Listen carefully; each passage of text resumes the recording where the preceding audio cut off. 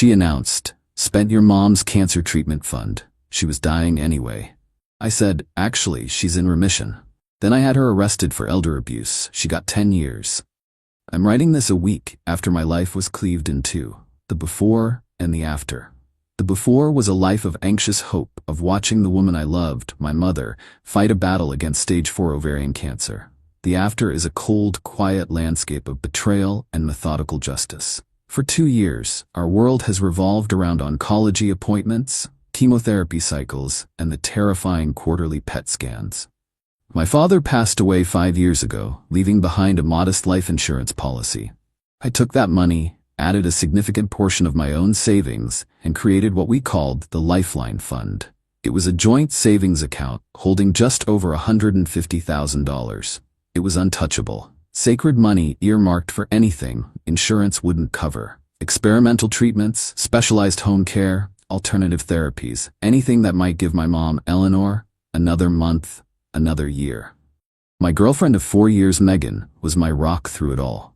She lived with me, helped manage the bills, and held my hand in sterile waiting rooms. I trusted her completely.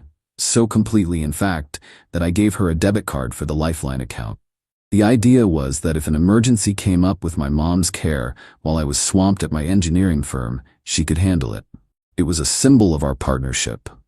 Last Tuesday was the best day of my life. We were at the oncologist's office for Mom's latest scan results. The doctor, a man known for his cautious realism, walked in with a smile I hadn't seen in years. "Eleanor," he said, his voice warm. "I don't know how to explain it. The tumors are gone, the markers are non-existent. You're in complete remission." We both just broke down, sobbing with a relief so profound it was physically painful. 2 years of holding our breath and we could finally exhale. Remission wasn't a cure, but it was a future. The Lifeline Fund was now more important than ever, a security blanket for the next 5 years of monitoring, maintenance drugs, and the ever-present fear of recurrence. I drove home on a cloud of pure joy, stopping to pick up champagne and my mom's favorite pastries. I walked into the apartment I shared with Megan, ready to share the miracle with her. "Meg," I shouted, bursting through the door, "you are not going to believe this. She's in remission, complete remission." Megan was in the kitchen. She turned and the look on her face was not joy. It was not relief. It was the stark, blood-drained terror of a cornered animal. My euphoria evaporated, replaced by a cold, creeping dread. "What is it?" I asked, my voice suddenly low. "Megan, what's wrong?" She couldn't meet my eyes. She just stared at a spot on the floor, twisting her hands. "Leo, about the fund." My heart stopped. "What about the fund?" Her confession came out in a garbled, pathetic whisper. She'd started a business, an online boutique. She'd needed capital for inventory, for a website, for marketing, and she'd used the Lifeline Fund. All of it. I felt the floor tilt beneath me. "You, what?"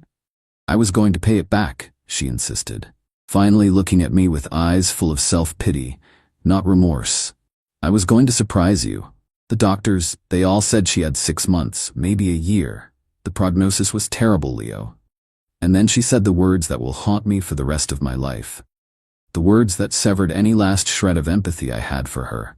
I just thought, she was dying anyway. I wanted to build something for us, for our future. I thought I could make something good out of a horrible situation. The silence that followed was thick with the magnitude of her monstrosity. She hadn't just stolen money. She had looked at the grim prognosis of the woman who had treated her like a daughter and saw a business opportunity. She had placed a bet on my mother's death. A switch flipped in my brain. The hurt, the shock, it all receded, replaced by an ice-cold, crystalline clarity.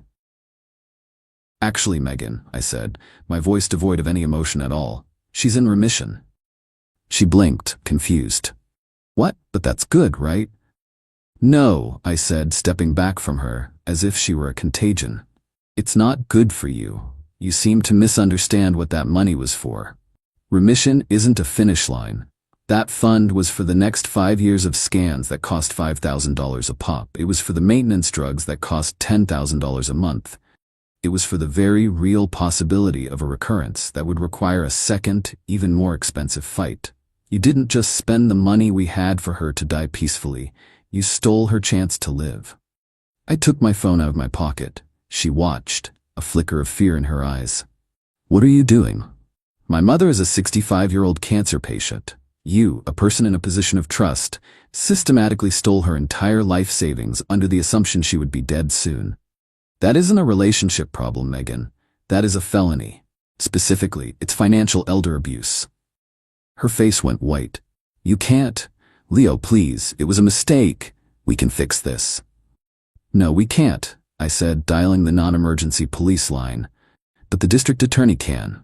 I told her to leave her keys and her phone, a phone that was on my family plan, on the counter and get out of my apartment. She started to argue, then saw the look in my eyes and simply crumpled. She grabbed her purse and fled. I stood in the silent apartment, the celebratory champagne warming on the counter. Then I made the call. I reported the crime calmly and clearly. The after had begun. Update 1. The immediate aftermath was a blur of legal and administrative triage. The police were at my apartment within an hour of my call. I gave my statement, providing the account number and my initial estimate of the stolen funds. The officer was professional, but I could see the flicker of disgust in his eyes when I explained the context. He gave me a card for a detective in the financial crimes unit and told me to expect a call. The next day I was contacted by Detective Miller, a weary-looking man who'd clearly seen the worst of human nature. I also received a call from a caseworker at Adult Protective Services, APS, who had been alerted by the police report. Suddenly, I wasn't just a betrayed boyfriend. I was the primary witness in a state-level investigation. My first task was to pull every bank statement for the Lifeline Fund from the past year. What I found was nauseating. Megan hadn't taken the money in one lump sum. It was a slow, methodical bleed. It started 8 months ago, right after a particularly grim oncology report. A $10,000 withdrawal here for inventory. A $5,000 transfer there for web design. Another $15,000 for a marketing consultant. She had drained over $150,000, all while smiling in my face, holding my hand, and asking how my mom was feeling. I found the business she'd created. Nova Bloom Boutique. It was a generic, soulless online store selling overpriced fast fashion jewelry. I found the invoices and receipts in her email, which I still had access to via our shared cloud account. I printed everything, organized it into a binder, and handed it over to Detective Miller. He called it a prosecutor's dream. Telling my mother was the hardest thing I've ever had to do. I sat with her in her small, sunny living room and laid it all out. I expected tears or anger. Instead, her face was a mask of profound sorrow. "Oh, Leo," she whispered, taking my hand. "That poor broken girl. I'm not sad about the money. We'll figure that out. I'm sad for you. And I'm sad for her, that her heart is so empty." Her grace was humbling. It erased any doubt I had about my course of action. I wasn't just doing this for the money. I was doing it to honor my mother's strength and to ensure the person who preyed on her vulnerability faced real, unavoidable consequences. Megan was arrested a week after my initial call. Detective Miller informed me they had picked her up at her sister's house. He said she was completely shocked, as if she genuinely believed there would be no repercussions. Then came the calls from her family. Her mother called me, screaming, "She made a mistake. She's a good girl who got in over her head. You're destroying her life over money. Her mother has cancer. For God's sake, you should know better." "Your daughter gambled with my mother's life," I replied calmly. "The fact that you see that as a simple mistake tells me everything I need to know. Don't contact me again." The system was moving, slow but powerful. I had done my part. Now I had to trust it to do its job. Update 2. The wheels of justice grind slowly, but they grind fine.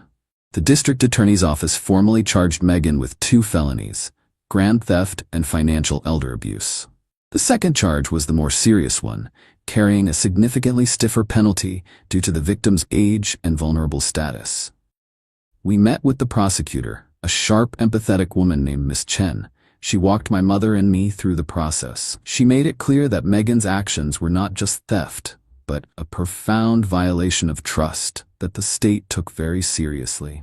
Megan's defense strategy quickly became apparent. Her lawyer, a public defender, was attempting to frame the entire situation as a domestic dispute, a business deal between a couple that went sour. They claimed I was a controlling partner who had initially agreed to invest in her business, but then turned on her after we broke up, using the elder abuse statute as a weapon. They argued that because it was a joint account, she had a legal right to access the funds. It was a weak, desperate argument, and Ms. Chen dismantled it with precision. First, the joint account. While Megan had access, the prosecution subpoenaed texts and emails between us where the purpose of the fund was explicitly and repeatedly discussed. I had dozens of messages saying things like, "Just transferred another $5 to the Lifeline Fund for Mom's next treatment." The intent of the money was clearly documented. Second, the elder abuse. The victim was not me, but my mother. The funds were established for her sole benefit. Megan used her position of trust as my partner and as a surrogate daughter to my mother to gain access to and exploit those funds. The most damning piece of evidence was the timeline. Ms. Chen's team created a large chart for the preliminary hearing. On one side, it listed my mother's oncology reports, prognosis worsens, new growth detected. On the other side, it listed Megan's withdrawals, $10,000 for Nova Bloom LLC, $7,500 for marketing. Every time my mother's health declined, Megan's spending accelerated. She wasn't just stealing, she was liquidating assets based on a death watch. The DA offered her a plea deal. Plead guilty to both charges and they would recommend a sentence of 4 years. According to Ms. Chen, Megan refused it without a moment's hesitation. She was still convinced she was the victim. She believed she could walk into a courtroom, cry, and convince a jury that she was just an ambitious young woman with a broken heart. It was the most profound miscalculation of her life. Final update. The trial lasted 3 days. It was the most emotionally draining experience of my life. My mother had to testify.